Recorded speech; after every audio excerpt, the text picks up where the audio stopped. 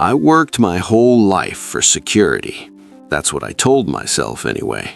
Every long day, every missed dinner, every promise of later, I wrapped it all in that word, security. I believed that if I could just make things stable, if I could remove uncertainty, then love, peace, and happiness would naturally follow. But I'm sitting here now, in my early 80s, in a quiet house that echoes when I walk from one room to another. And the truth is this: I built a very secure life, and I ended up alone. I'm not telling you this for sympathy. I don't need anyone to feel sorry for me. I'm telling you because this realization came too late for me, and maybe it doesn't have to come too late for you.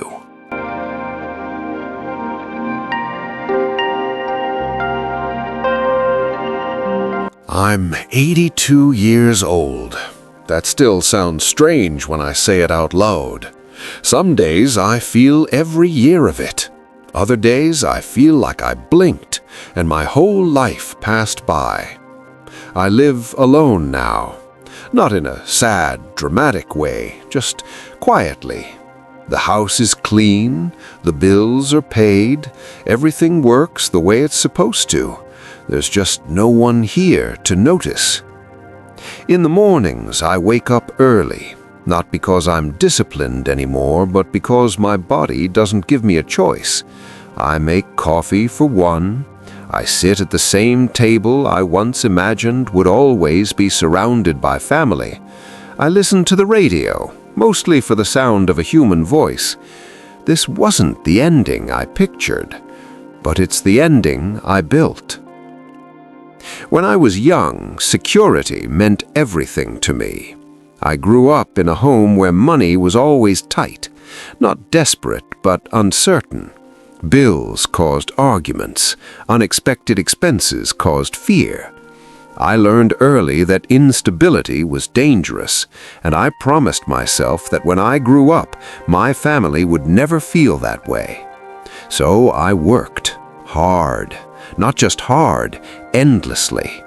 I took pride in being reliable, in being the one who never missed a shift, the one who stayed late, the one who said yes when others said no. People respected me for it.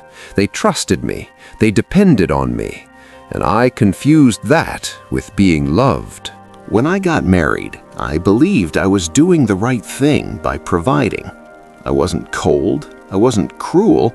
I just believed that love showed itself through responsibility. A steady paycheck, a roof that never leaked, food that was always on the table. I thought if I handled those things, everything else would fall into place. When my children were born, that belief only grew stronger. I looked at them and felt something close to fear. Not fear of them, fear for them. Fear that I wouldn't be enough. Fear that I'd fail them. So I doubled down on what I knew how to do. Work harder, plan more, control what I could. I told myself I was sacrificing for them, and maybe in some ways I was, but I didn't notice what else I was sacrificing. I missed small things first. A school play I couldn't attend because of a deadline, a dinner where I arrived late and tired, a conversation that started with excitement and ended with never mind. I always had a reason, a practical reason, a responsible reason. There would be time later. There always would be, or so I thought. As my children grew older, I noticed a change. Not all at once, slowly. They stopped coming to me first, stopped telling me the little things. I thought it was normal. Teenagers pull away. Young adults get busy. That's what I told myself. What I didn't see was that they weren't just pulling away. They were learning where it felt safe to land, and I hadn't made myself that place. When they came to me with problems, I offered solutions, advice, corrections. I thought that was love. I didn't realize they wanted understanding, not answers. My marriage changed too, not dramatically, quietly. We became efficient partners, shared schedules, shared responsibilities, less sharing of thoughts, less sharing of fears. I told myself this was adulthood, this was maturity. But looking back now, I see two people standing back to back, holding up a life without ever turning fully toward each other. Years passed like this. Promotions came, raises came, praise came.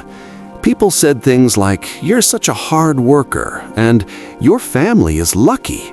I believed them. I believed I was doing everything right. Then, one day, my wife got sick. Not suddenly, not dramatically. At first, it was just small things. Fatigue, doctor visits, tests. I kept working. I thought stability mattered more than ever now. But illness doesn't care about stability. It only cares about presence. When she passed, the house didn't just become quiet. It became empty. That was the first time I really felt it, the cost of everything I'd postponed.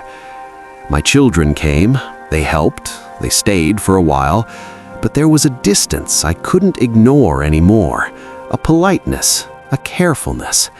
They loved me, I know that, but love isn't the same as closeness, and closeness is something you have to build while there's still time.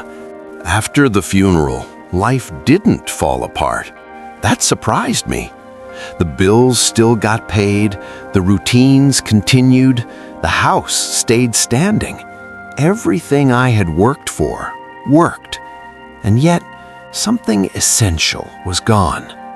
Now days can pass without my phone ringing. I don't blame my children. They have lives, jobs, families. I understand that. What hurts isn't their absence, it's the understanding of how I helped create the distance. I taught them that I was busy, that emotions needed fixing, that practicality came first. So they learned to go elsewhere for comfort. At this age, you spend a lot of time thinking. Not because you want to, but because there's nothing rushing you anymore. I look back at my life and I don't see a villain. I see a man who was afraid of instability, afraid of failing, afraid of not being enough. So I tried to secure everything except connection. I used to think loneliness came from being abandoned.